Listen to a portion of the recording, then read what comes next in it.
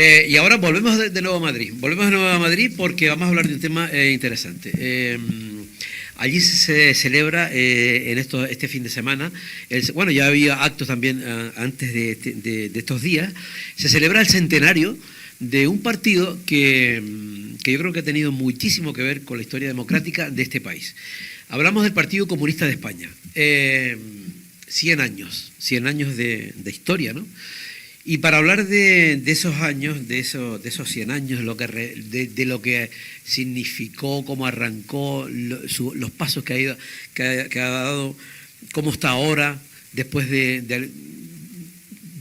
ver las diferentes estrategias que ha tomado, de estar con Izquierda Unida, luego en Podemos, luego en otras historias, cómo está realmente ese sector comunista en este país. Vamos a hablar con Miguel Ángel Pérez. Él fue secretario general del Partido Comunista de Canarias, también del Sausal, aquí en la isla de Tenerife, y con él, que está en esos encuentros en Madrid, en ese centenario, pues vamos a hablar con él para que nos cuente un poco y conversar un poquito acerca del Partido Comunista de España. Miguel Ángel, buenos días. Hola, muy buenos días. ¿Qué tal? ¿Cómo está la cosa por Madrid? Pues la cosa ha estado, ayer tarde llovió bastante, se chafó un poco porque esta es la fiesta anual que hace el Partido Comunista de España, suspendida por la pandemia el año pasado y bueno, y retomada este año con precauciones evidentemente, y ayer fue un poco malo porque los conciertos que teníamos organizados para por la tarde se han tenido que trasladar para el domingo, ¿no? Ya. Siempre fue famosa esa famosa fiesta del PC, ¿no? Sí. Siempre tuvo su... La tuvimos en la Casa de Campo durante muchos años y era, bueno, yo creo que el meeting central de ese era el inicio del curso político en todo el Estado, y coincidía pues un poco la opinión de los comunistas en España al respecto de la situación política, de la actualidad y tal, ¿no? Es muy sonado el discurso de Julio Anguita como secretario general en 1997 en la fiesta, donde trasladó a la opinión pública, y realmente después así lo ejecutamos el partido en sus organizaciones, trasladó que el pacto de la Constitución se rompía, porque aquellos elementos de la Constitución que eran elementos sociales, de mejora y tal, que era un compromiso en el acuerdo constitucional, en el momento de que se hizo la Constitución, no se estaba haciendo.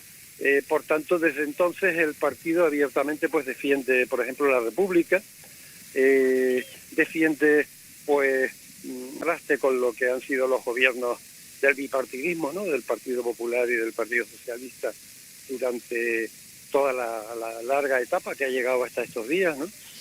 Y bueno, pues un poco digo que esta fiesta tiene una madurez y tiene una consistencia, ¿no? Y puse el ejemplo de Julio Anguita, ¿no? Fíjate que me estás hablando del año 1997, creo que dijiste, ¿no? Sí. Y dice que había cosas de la Constitución que no se cumplían. Es decir, que claro, ya comenzaba Julio Anguita, bueno, ya él hablaba de eso, desde el año 97, y es verdad, porque claro, quizás siempre se ha dicho últimamente, sobre todo, que la Constitución recoge muchas cosas, pero que luego no se llevan a cabo, e incluso a veces se habla de esas cosas como si fuesen casi que anticonstitucionales, y están recogidas, ¿no? Muy bien dicho, sí, perfectamente. Asumo lo que dices, porque es verdad, cosas que vienen escritas en la Constitución,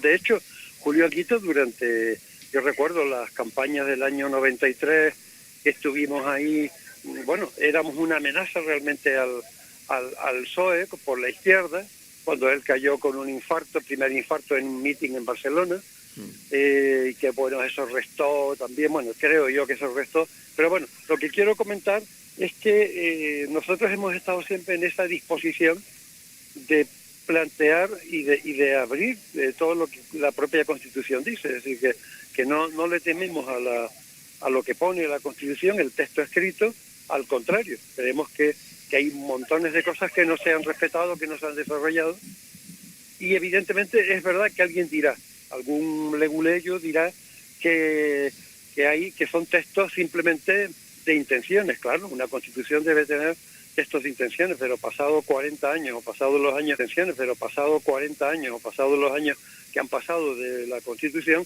esos textos deberían estar materializados en leyes, decretos leyes, ¿no? Tal como en algunos casos vemos que todavía no existe, ¿no? El tema de la vivienda o el tema del derecho al trabajo, pues en España debería estar garantizado que aquella persona que no tiene un trabajo, estar garantizado que tenga recursos para sobrevivir. En aquel momento, Miguel Ángel, el Partido Comunista de España llega a aceptar incluso la bandera española, ¿no? Efectivamente. La acepta incluso antes que el propio Partido Socialista. Sí, hace... Lo digo como una, ¿cómo te diría yo? Como una carta hacia arriba, en el sentido de que no estaban apostando, de que no iban con cartas marcadas. Sí, efectivamente, sí. Eso, claro, eso nos ha costado en lo interno. Mucho, y en el ¿no? movimiento comunista también nos ha costado porque nos han censurado. Y yo creo que eso fue un pacto constitucional en donde pues se acató, como condición de nuestra legalización, la monarquía y el... Pero eso no quitaba que nosotros no fuéramos republicanos. Yo sí recuerdo en actos públicos ahí en Tenerife, pues era un reto, hacer un acto político como un meeting y tal, con una bandera española, la roja igual de al lado, con lo cual a muchos izquierdistas pues para mí era como un reto personal. Yo tenía que defender aquello en principio, como también estuve haciendo en un meeting, que tengo el honor de haber participado con Rafael Alberti, defendiendo la Constitución, en un acto que tuvimos en un pueblo de Cádiz, con Rafael Alberti, y allí estábamos con la bandera roja igualdad. No pasaba nada, teníamos que, en ese momento era lo que había, ¿no? Pero claro, a partir como te contaba, de 1990, y bueno, y por lo que ha pasado, hemos pasado, pues yo creo que ya el partido tiene claro, y además en sus congresos, la representación y la bandera a la que nosotros nos debemos es la bandera republicana, ¿no? Hablando de símbolos, ¿no? Sí. Bueno, claro, pero de alguna manera el símbolo representa muchas cosas, ¿no? Yo creo que ese punto que estás comentando ahí del tema de la bandera, del tema de la monarquía, claro, pero que de alguna manera tendría que haber también un sí en la mesa para poder continuar con todo el tema democrático, ¿no? Pero sí es verdad que todo eso yo creo que marcó muchísimo la trayectoria del Partido Comunista. Esa trayectoria, Miguel Ángel, se ha ido difuminando, se ha ido diluyendo con el paso del tiempo en otras con otras alianzas, con otros grupos y tal, y al final dejó de ser ese protagonista que evidentemente lo fue.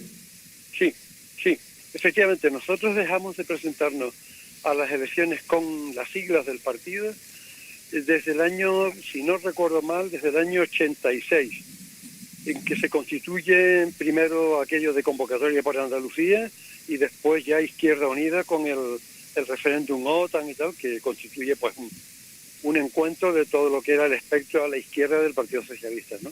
Era Izquierda Unida entonces. Después ha habido disensiones, ha habido aproximaciones de otras organizaciones y bueno, Izquierda Unida pues cumplió, creo que hace poco, los 35 años me parece de su fundación.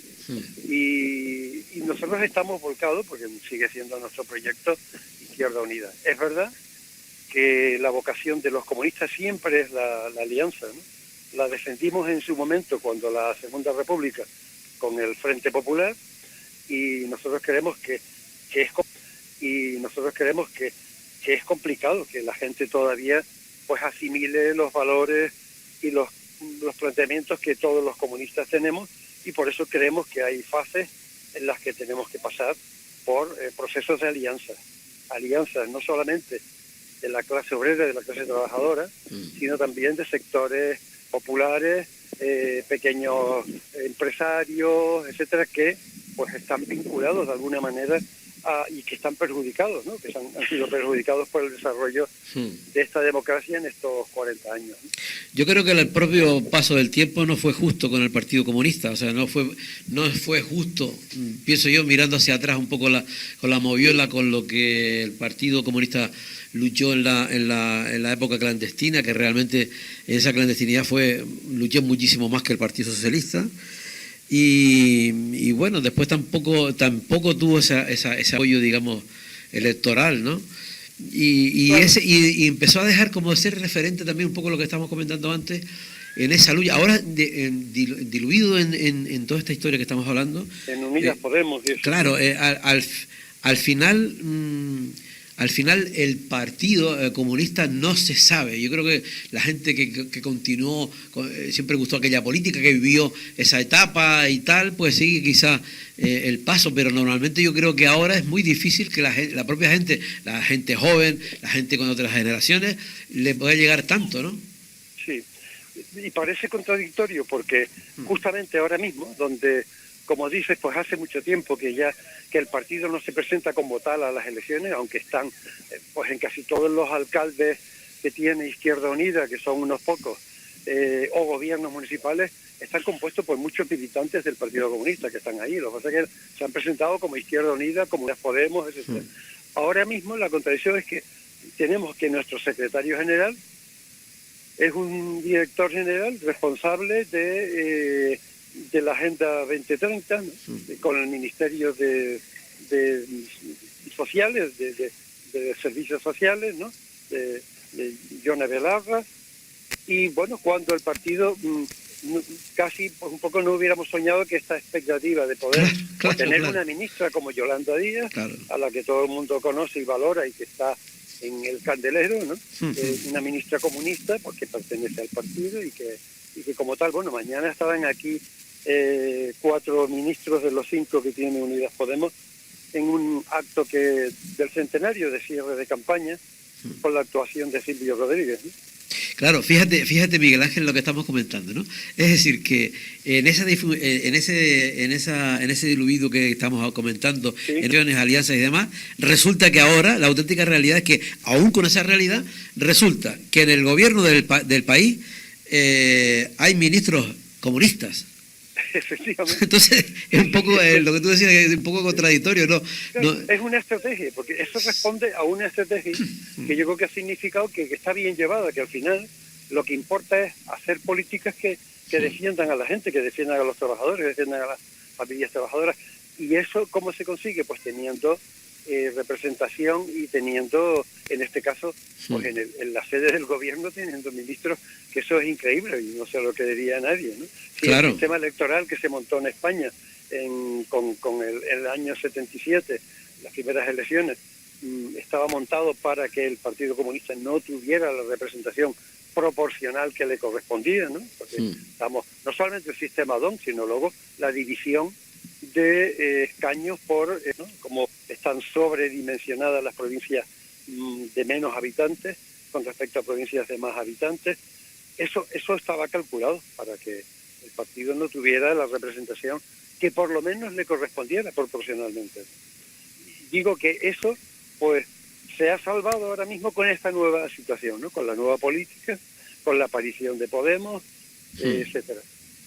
Ya. Y bueno, pues, y piensa estamos ahí. Yo creo que una de las cosas también importantes que yo creo que hay que resaltar es que efectivamente están los ministros comunistas en el gobierno, y hablamos de la valoración, Miguel Ángel, porque por ejemplo yo creo que Yolanda Díaz es un personaje muy valorado.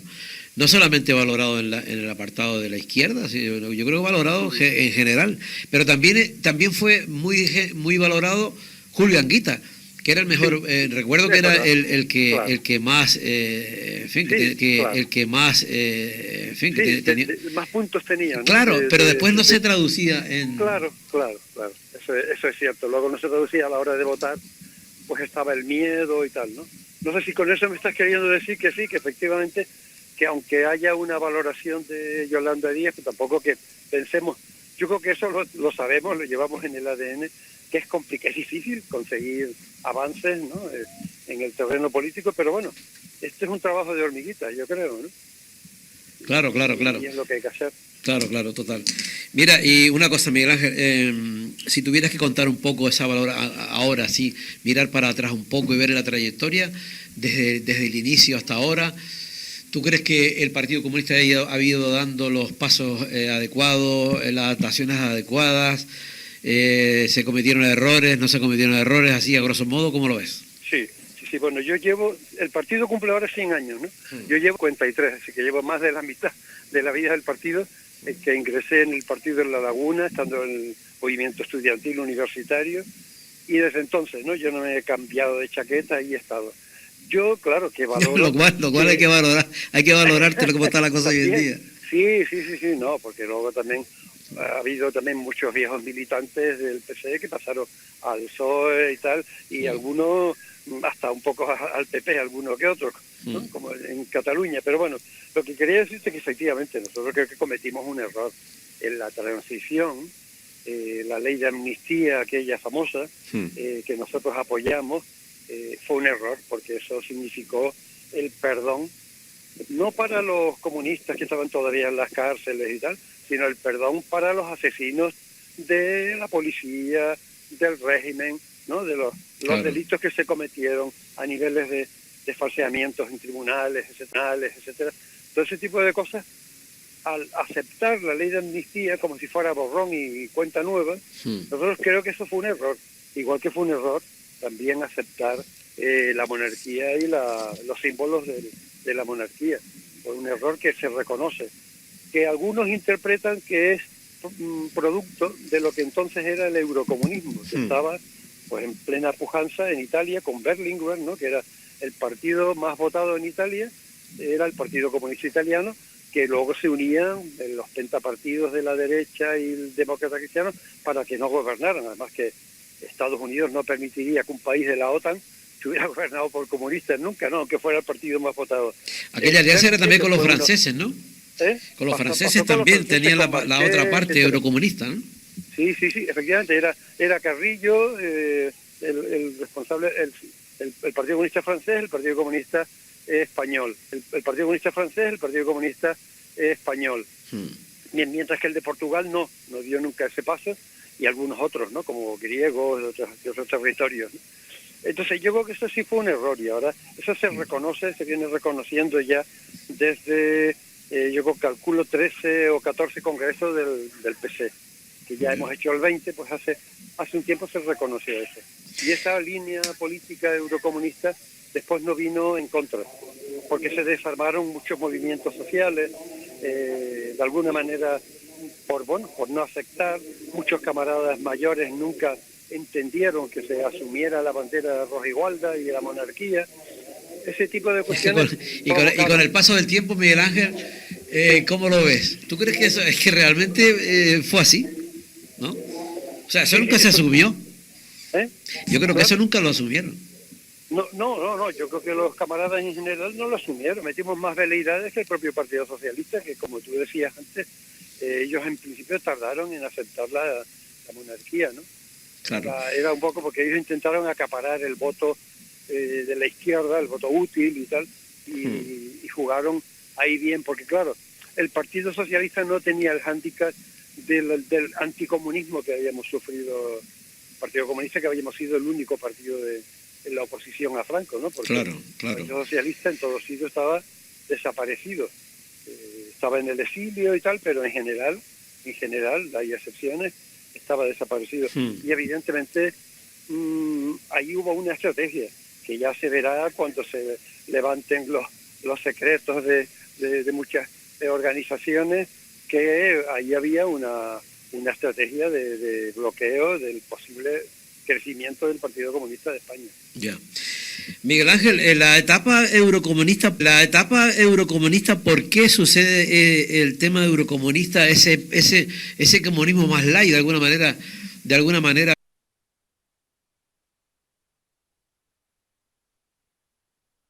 Cuando lo bandera Santiago Carrillo, y yo no sé, bueno, hasta la Pasionaria también, creo, ¿no? Sí. Pero eso, ¿qué pretendían una separación de lo que era el Partido Comunista de la Unión Soviética?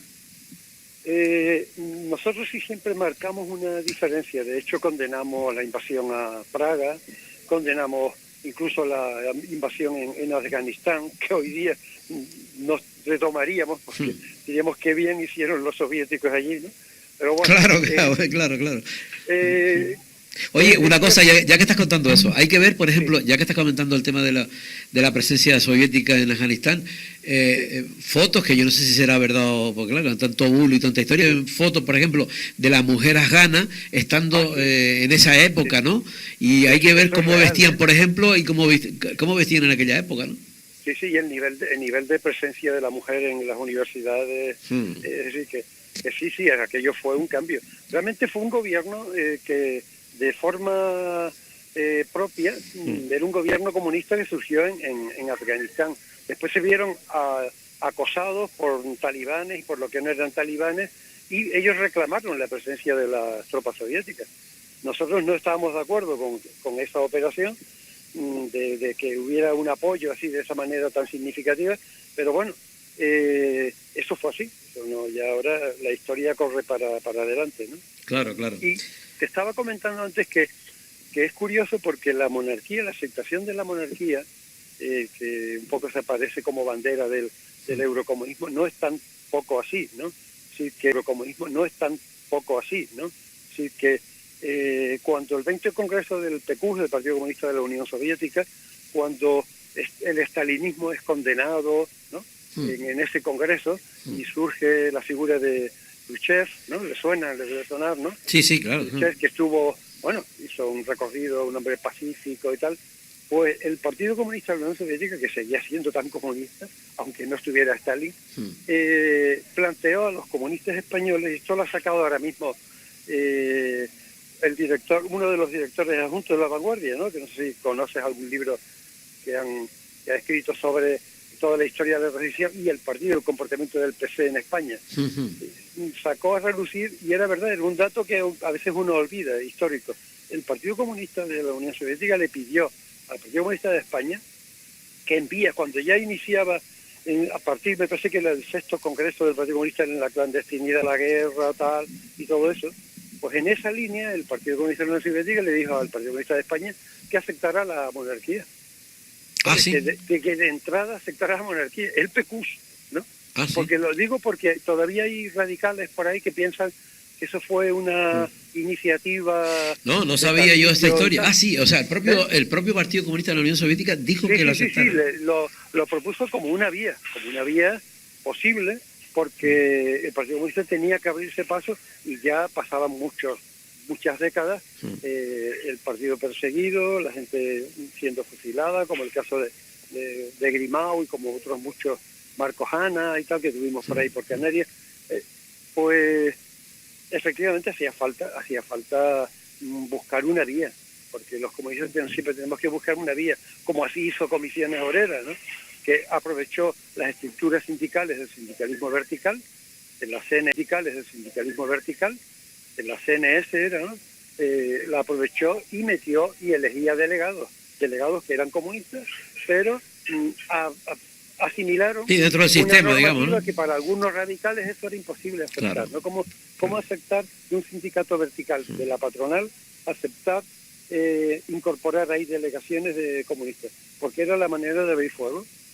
De hecho, pues Comisiones Obreras surgió y se convirtió en el primer sindicato cuando viene la transición, ¿no? ¿Tú crees que, por ejemplo, ¿tú crees que hablando de caídos, de gente, el Partido Comunista, muchísima gente quedaron atrás, ¿no? Mucha gente quedaron atrás, mucha gente quedaron en las cunetas, mucha gente... Sí, y todos esos momentos que estamos analizando con esos muertos, digamos, tan cercanos, tuvo que ser una situación dramática también. Vivir todo eso, ¿no? Sí, vivir todo eso, ¿no? ¿Sí, Miguel Ángel? Sí, no, que es verdad que son dramas personales. Yo, por contar el mío personal, yo estaba estudiando en la universidad, fui detenido, fui metido en la cárcel en el año 73, ¿no? Y bueno, a mí me partieron... Tú militabas en el Partido Comunista de España en la universidad aquí, en La Laguna, ¿no? Sí. Hubo una redada de la policía, yo estaba haciendo autostop con mi novia entonces, y llegó la policía, un coche de la celular, aquellos coches grises, un 404 que eran, y pararon y me metieron dentro del coche y tal, ¿no? Pero como a mí, algunos otros, ¿no? Y digo que que yo he sufrido un poco esa parte de la represión, Mm. que no nos dejaban levantar cabeza, ¿no? Pero evidentemente ha habido otra gente que lo han sufrido pues con su vida. Ángel, y entonces cuéntanos ahora la situación actual en el barco de Podemos, ¿cómo va la cosa? Pues En general. bueno, ahí estamos. Nosotros al principio pues teníamos nuestras, por lo menos algunas contradicciones al respecto.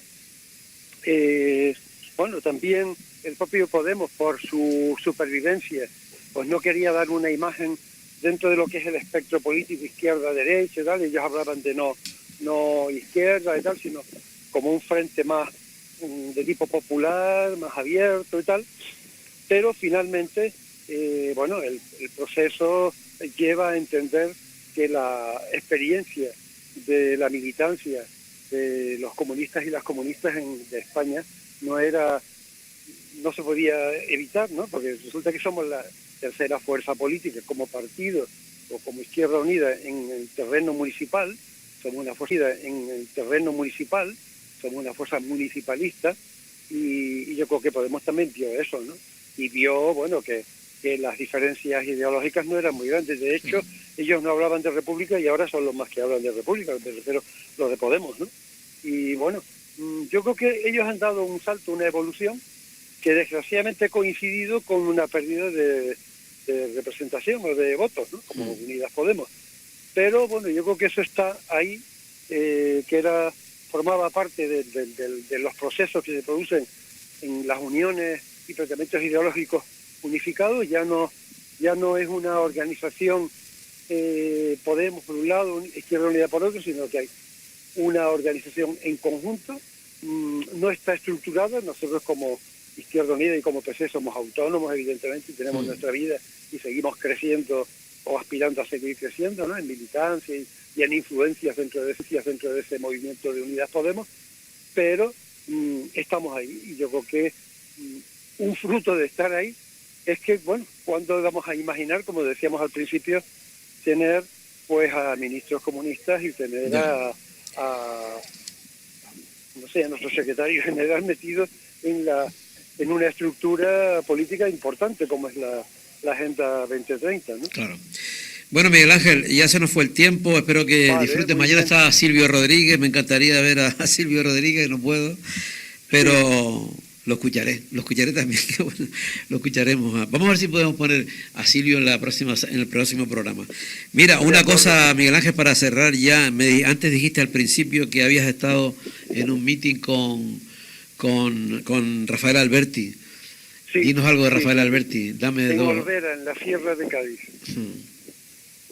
¿Cómo era Rafael Alberti? Blanco, ¿eh? ¿Cómo era? No, Rafael Alberti era imponente, era mucho. Me acuerdo que íbamos caminando por el medio de la calle y hasta el tráfico parado. Bueno, también él estaba rodando, me parece entonces, una película sobre temas de pueblos blancos.